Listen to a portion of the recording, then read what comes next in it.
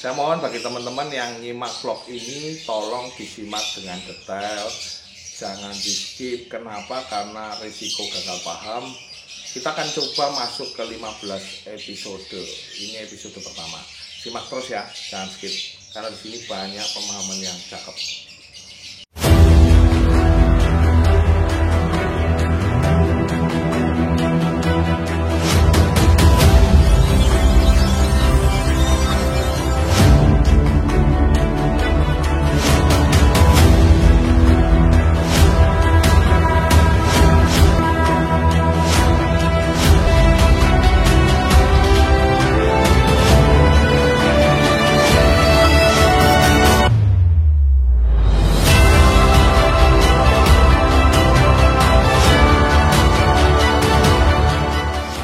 Sahabat Excellent, kembali lagi dengan saya Excellent Bird.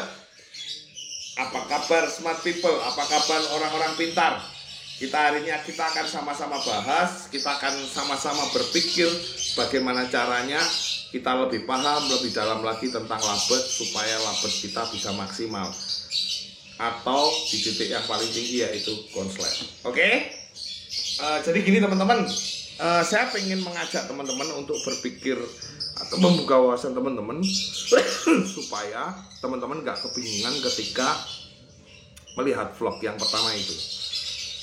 Melihat vlog, kadang-kadang kita tahu lah istilahnya, teman-teman itu kan garap burung, lihat vlog satu dengan yang satunya. Bagi teman-teman pemula aja nih, bagi yang master mungkin nggak butuh hal ini ya, pemahaman tentang ini. Tapi bagi teman-teman yang baru saja pengen nyetak labetnya terutama menjadi konslet, saya pengen bagikan beberapa pemahaman dan kita akan lakukan ini selama 15 episode, nggak usah panjang-panjang.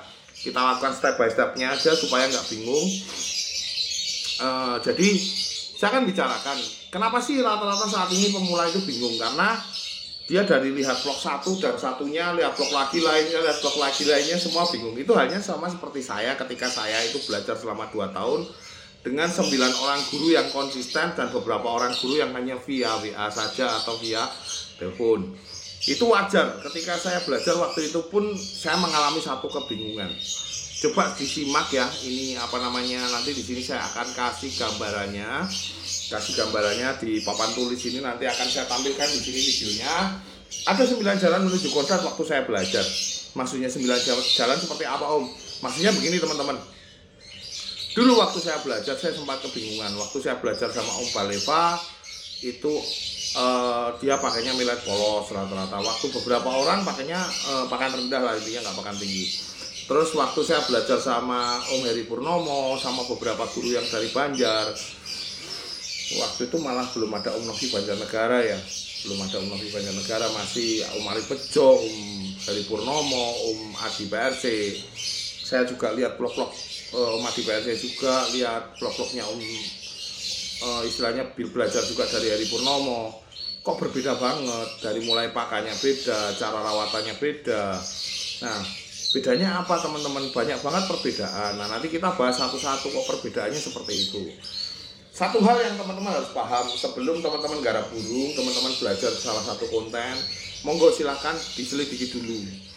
Teman-teman ini belajar sama siapa dan benarkah orang itu nggarap proses burung dari nol, karena ini risiko gagal paham ini terjadi ketika teman-teman itu belajar dari orang yang belinya dari dobelan. Itu sudah sering saya sampaikan.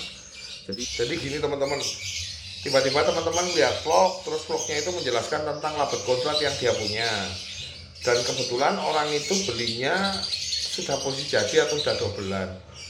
Itu kan otomatis beda antara burung yang beli jadi sama burung yang masih mentah, beda banget. Bedanya gimana Om? Nah kayak gini teman-teman, kalau cerita aja contoh labet konslet saya yang namanya Marijuana. Marijuana dari proses awal dari tempatnya Om Nuri itu pakannya mungkin pakan fancy lobet. Dia pakai ada kuacinya, pakannya campur gitu loh, pakan tinggi. Dan ketika jadi udah makan millet polos. Suatu saat saya ditanyain sama vlog, perawatannya Marijuana saat ini gimana Om? Saya akan jelaskan bahwa saat ini Marijuana pakannya millet polos dan putih, udah itu aja, paling jagung ketika mau main. Dan kalau itu diterapkan ke burung teman-teman yang notabene apa ya, burung masih mentah, diterapkan seperti itu, dipakai langsung digelodok, langsung dipasangin seperti marijuana sekarang, yang dalam arti sudah konslet kunci, yang terjadi akan gagal paham. Teman-teman akan berisiko endingnya teman-teman merawat burung bahan seperti burung yang udah jadi.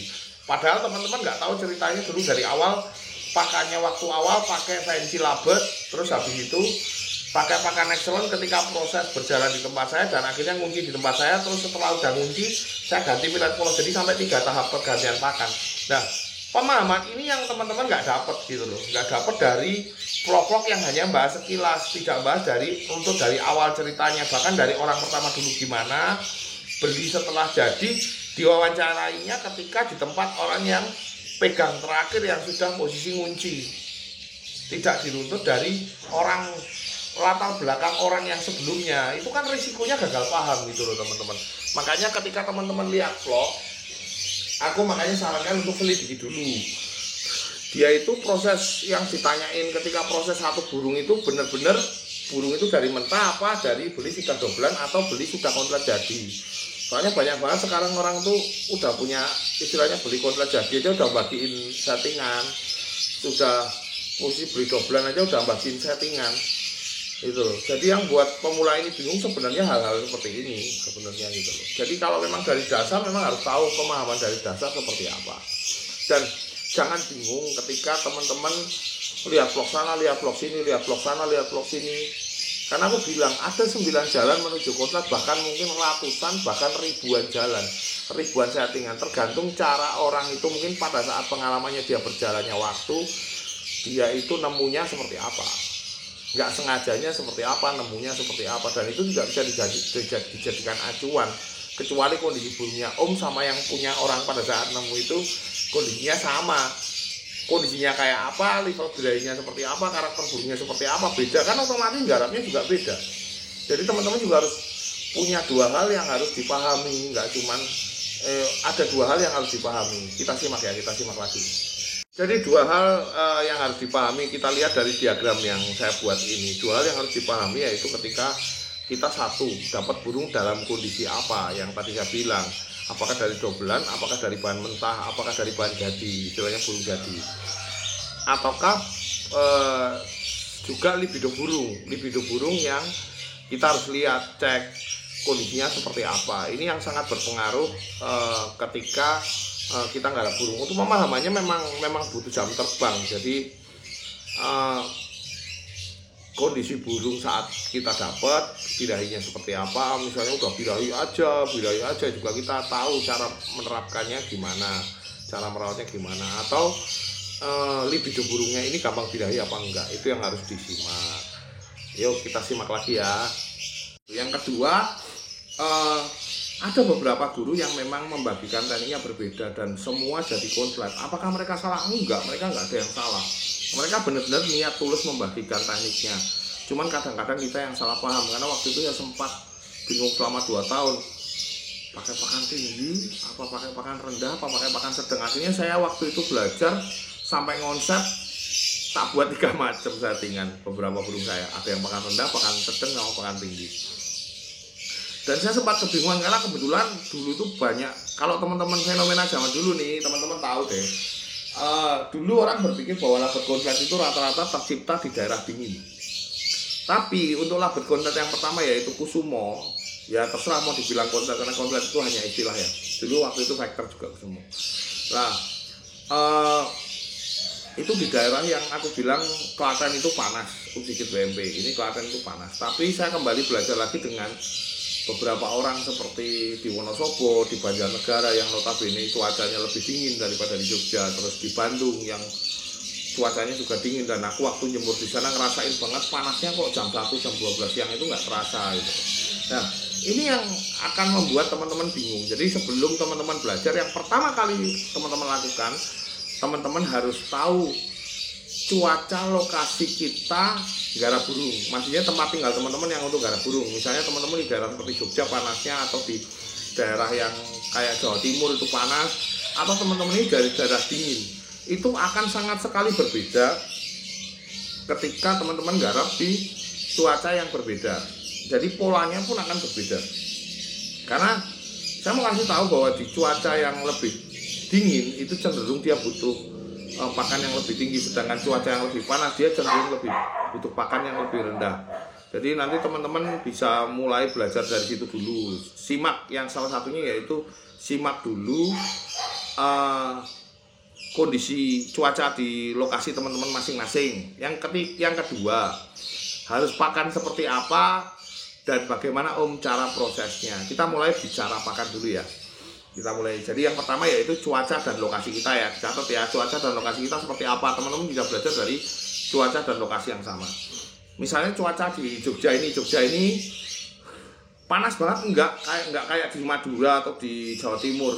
Itu panas banget enggak, tapi dingin ya enggak. Nah, kalau di Bandung beda. Di Bandung, Wonosobo, Banjarnegara itu beda, dia lebih dingin. Makanya orang-orang di daerah dingin cenderung pakai pakannya lebih tinggi, sedangkan orang-orang di daerah panas cenderung pakai pakan yang lebih rendah. Sebenarnya dari cuaca itu bisa dirubah juga dari settingan, enggak cuman bicara dari pakan aja. Settingan juga berpengaruh ke larinya emosi sama birahi. Nanti kita akan bahas banyak tentang emosi sama birahi di part-part selanjutnya. Terus belum lagi ngomongin libido burung. Libido burung itu juga sangat berpengaruh. Jadi manusia pun ada yang libidonya tinggi, ada yang libidonya rendah. Nah, teman-teman bisa bedakan burungnya teman-teman. Nantilah, oke, kita bahas pelan-pelan dulu. Kita mulai dari pakan.